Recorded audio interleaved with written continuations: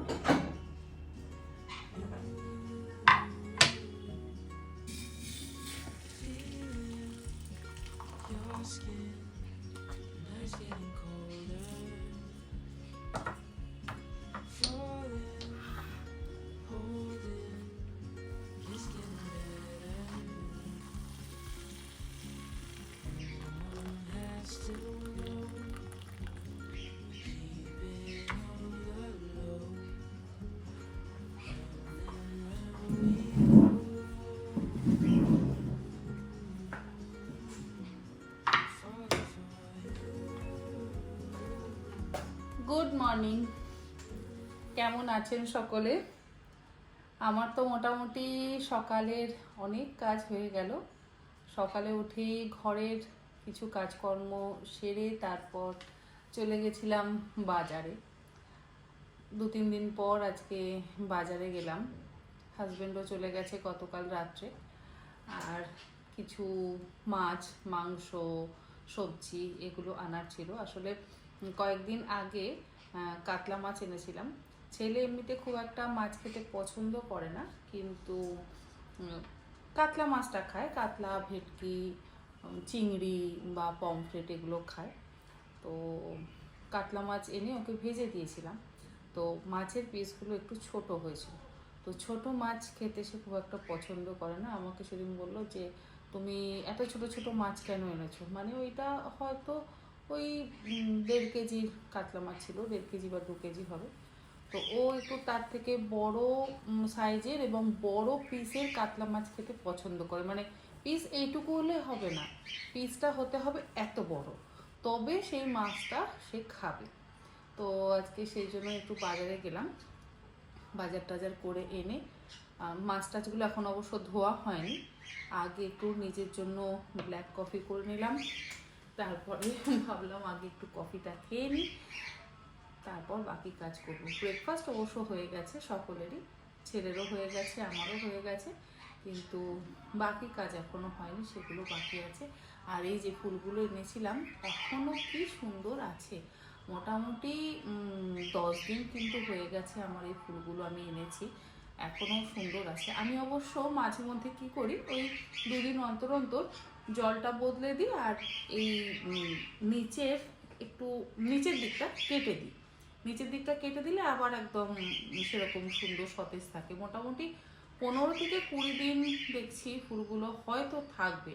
10-12 দিন তো হয়েই গেছে, আরও কয়েকদিন থাকবে। আমাদের আবার সামনে বিয়ে বাড়ি আছে, এই 5 তারিখ না, সরি 6 তারিখ আমার দেওরের বিয়ে, খুড়তুতো দেওরের বিয়ে। তো অনেক দিন পর বাড়িতে একটা বিয়ে, সেটা নিয়ে আমরা বেশ সকলেই খুব এক্সাইটেড যে অনেক দিন পর বাড়িতে বিয়ে হচ্ছে। আমারও ভীষণ ভালো লাগছে, কারণ এর আগে আমি কোনো বিয়েই অ্যাটেন্ড করতে পারিনি। কারণ আমার জারতো ননদের যখন বিয়ে হয়েছিল তখন আমি ছিলাম লখনৌতে, জারতো দেওরের যখন বিয়ে হয়েছিল তখন আমি ছিলাম দিল্লিতে। তো এ অনেক ছোট, মানে আমার যখন বিয়ে হয় তখন ওর বয়স ছিল 5 বছর। তো ওর বিয়ে, আমরা সকলেই ওর বিয়ের জন্যই অপেক্ষা করছিলাম এতদিন ধরে। তো বাড়ির বিয়ে মানে আনন্দই আলাদা। কফিটা খাই, আর আমি তো ব্ল্যাক কফি খাই, আপনারা সকলেই জানেন। এখন ঠান্ডাটা কিন্তু অনেকটাই কমে গেছে, নেই বললেই চলে। আস্তে আস্তে গরম পড়েও গেছে, অনেক কাজ আছে আজকে।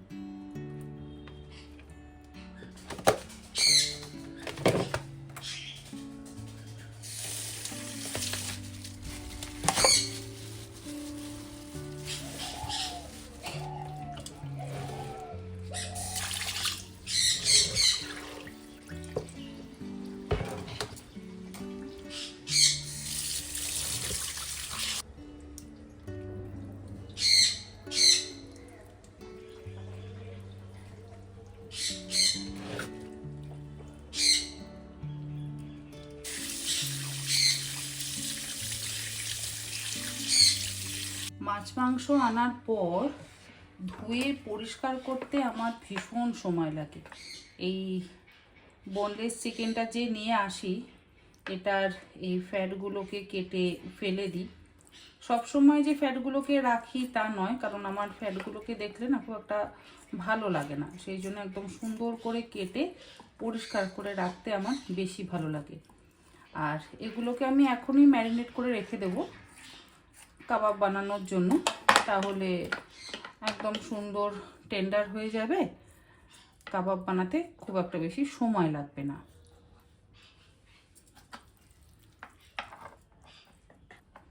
এই যে চারিদিকে এত ফ্যাট থাকে না, এগুলো ঠিক মতন যদি পরিষ্কার না করা হয় ভালো লাগে না, আর ব্লাডও থাকে, সেই জন্য খুব ভালো করে আমি কেটে তারপর ধুই।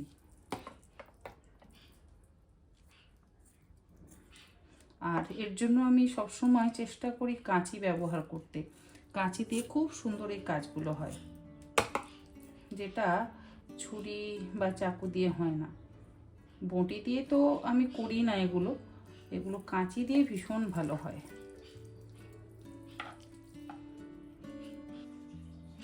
দোকান বাজার করে আনার পর এগুলো কিন্তু অনেক বড় কাজ থাকে। আমি জানি না এগুলো করতে আপনাদের কতটা সময় লাগে। আমার তো বেশ যথেষ্ট সময় লাগে, কারণ এই যেমন চিকেনের বিভিন্ন পোর্শন থেকে আমি ব্লাডগুলোকে বের করি, তারপরে ওই চর্বিগুলোকে বের করি, এমনকি মাটনের বিভিন্ন পোর্শন থেকেও আমি ফ্যাটগুলোকে বের করি। এই করতে আমার বেশ অনেক সময় লাগে। সবজিগুলো এখন আর করবো না, সবজিগুলো বিকেলবেলা করবো, কারণ কিছু সবজি আমি কি করি আনার পর ছোট ছোট করে কেটে রেখে দিই। যেমন পেঁয়াজকালি এনেছি, পেঁয়াজকালিটাও আমি কেটে রেখে দেবো, তাহলে আমার রান্না করতে সুবিধা হবে। আর ফুলকপিটাও কেটে রেখে দেবো, চেষ্টা করবো বাঁধাকপিটাও কেটে রেখে দিতে। এভাবে কেটে কেটে যদি সবজিগুলোকেও রেখে দেওয়া হয়, তাহলে রান্নার সময় বা তাড়াহুড়োর সময় কাজটা বেশ অনেকটা কমে যায়। তো আমি চেষ্টা করি সব সময় এইভাবে কাজ এগিয়ে রাখবার। এখন চিকেনটাকে ম্যারিনেট করব না, বিকেলবেলা ম্যারিনেট করব। এখন তো এগুলো ভালো করে ধুয়ে নিলাম। আর এইটুকু মাছের ডিম এনেছি, এই মাছের ডিমটা দিয়ে রাইস হবে। ওই ছেলের ভীষণ পছন্দ মাছের ডিমের পোলাও, বা যাই বলেন আপনারা, মাছের ডিম দিয়ে সেটাকে করতে হয়, খেতে ভীষণ টেস্টি হয়। এটা সিয়েনা বলে একটা রেস্টুরেন্ট আছে, হ্যাঁ এটা সিয়েনা বলে একটা রেস্টুরেন্ট আছে, সেখানে আমরা প্রথম খেয়েছিলাম, ছেলেও প্রথম খেয়েছিল। তো তখন ও এসে আমাকে বলে যে মা, মাছের ডিমের রাইস তুমি বানিয়ে আমাকে খাও, তাহলে আমি খাবো। এমনিতে যে খুব একটা মাছ ভক্ত তা কিন্তু নয়, কিন্তু এই সমস্ত ফিউশন ফুডগুলো খেতে ভীষণ পছন্দ করে। তো আমিও বানিয়ে দিই মাছের ডিম দিয়ে রাইস। তো আজকে দেখলাম বাজারে একটুখানি মাছের ডিম রয়েছে, তো নিয়ে এলাম ওর জন্য। খেতে কিন্তু ভীষণ ভালো লাগে মাছের ডিমের রাইস।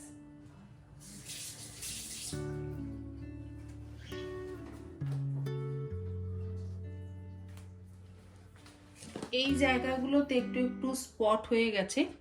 আসলে রান্না করতে গেলে বা কাজকর্ম করতে গেলে তো একটু স্পট হবেই, বিশেষ করে হলুদের দাগটা তো ভীষণভাবে পড়ে। বোঝা যাচ্ছে কিনা আমি জানি না, এই যে এখানে এরকম হলুদের দাগ হয়ে গেছে, এই জায়গাগুলো একটু কালো কালো হয়ে গেছে। আমি কিভাবে আমার এই সাদা কিচেন স্ল্যাবটাকে পরিষ্কার রাখি আজকে আপনাদেরকে একটু দেখিয়ে দিচ্ছি।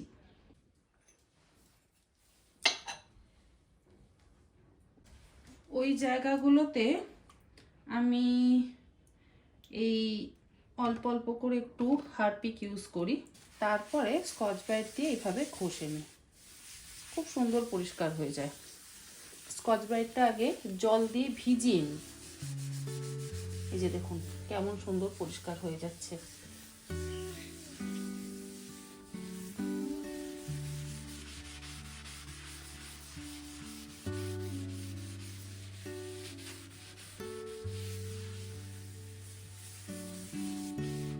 খুব সুন্দর পরিষ্কার হয়, অল্প হারপিক লাগে, জলের মধ্যে মিশিয়ে নিয়েও কিন্তু করতে পারেন।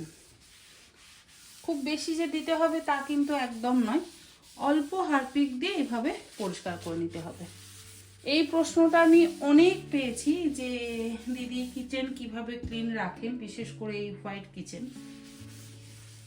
কিছু কিছু জায়গায় আমি হারপিক ইউজ করি, কিছু কিছু জায়গায় আমি baking powder, baking soda use করি।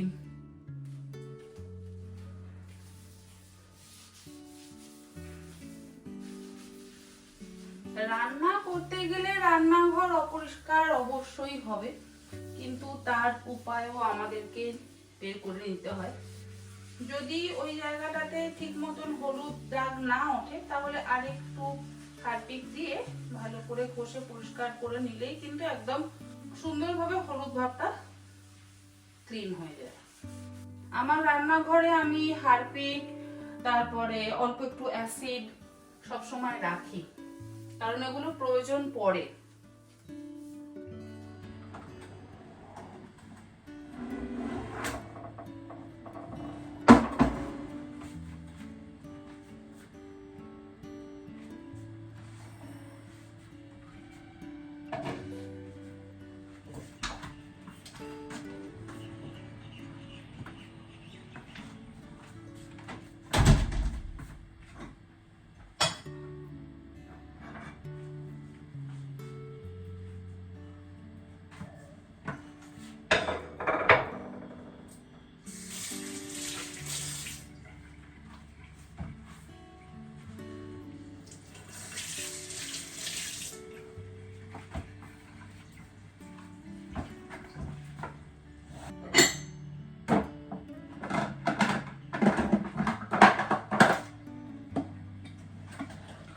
অনেকক্ষণ পর আবার কথা বলছি। দুপুরের কাজকর্ম সেরে তারপর আবার কুকিং চ্যানেলের জন্য শ্যুট করতে শুরু করে দিয়েছিলাম, তাই আর ব্লগের জন্য কোনো রকম শ্যুট করতে পারিনি। ভেবেছিলাম বাজারগুলো গোছাবো, তো বাজারগুলো গোছানো হয়নি। আগে ভাবলাম শুটিংটা সেরে নিই। এই শুটিং সেরে এডিট করে আমার আপলোড করতে করতে বেশ অনেকটা সময় লেগে যায়, তো এটাও তো আমার 2 দিন লাগবে এডিট করতে। তো সেই জন্য আগে শুটিংটা সেরে নিলাম, তারপর বাকি কাজটা করব। আর শুটিং করবার পর অবশ্যই জায়গাগুলো তো একটু অগোছালো হয়েই যায়, তো সেই অগোছালো জায়গাগুলোকে আবার একটু গুছিয়ে নিয়ে তারপর আবার কথা বলছি।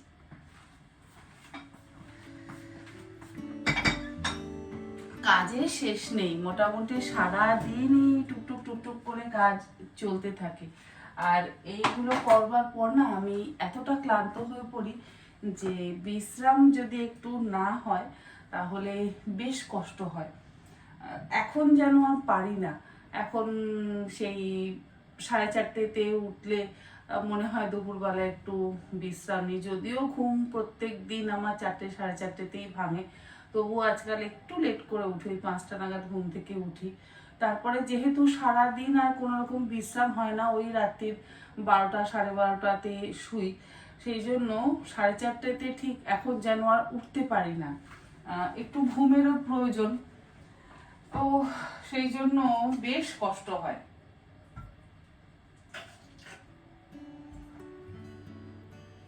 চিকেনটা করা থাকলো, রুটি করব, রুটি করলে রাতের জন্য হয়ে যাবে, আর কিছু লাগবে না।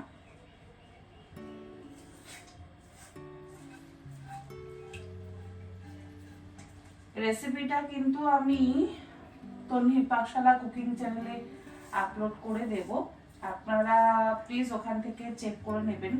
ভীষণ ভালো হয় চিকেনটা খেতে, একটু অবশ্য তেল ঝাল মশলাটা বেশি, তবে মাঝে মধ্যে একটু তেল ঝাল মশলাযুক্ত খাবার দাবার তো খাওয়া যেতেই পারে। সবসময় তো আমরা এত তেল ঝাল মশলাদার খাবার দাবার খাই না, মাঝে মধ্যে খেতেই পারি।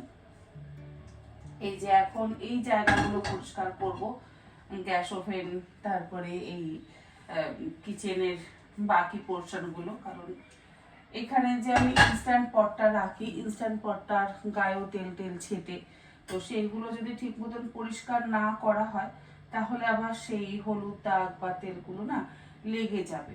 তো এই কাজ আমার সারা দিন ধরে চলতে থাকে, বিশেষ করে রান্নাঘরের কাজ যেন শেষই হয় না।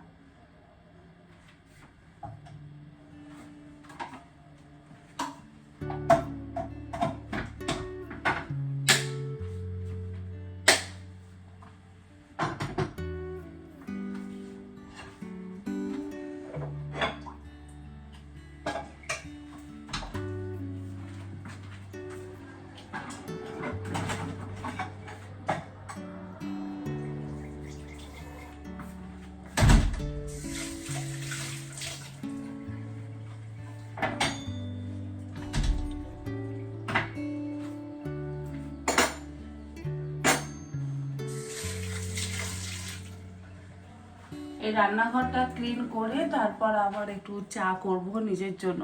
দুধ চা খেতে ইচ্ছে করছে, তো একটু চা করব। চা খেয়ে তারপর দুপুরের খাওয়া দাওয়া করব। তো দুপুরের খাওয়া দাওয়া করতে করতে এক এক সময় দেরি হয়ে যায়, কারণ সমস্ত কাজ সেরে যদি আমি দুপুরের খাবার খাই একটু লেট হয়। আর দুপুরের খাবার খেয়ে আমার মনে হয় আমি একটু বিশ্রাম নিই, তখন আবার কাজ করতে ইচ্ছে করে না। তো সেই জন্য খাবার খেয়ে একবারে একটু বিশ্রাম নেব ঘন্টাখানেক, তারপরে আবার বিকেলের পর্ব শুরু হবে।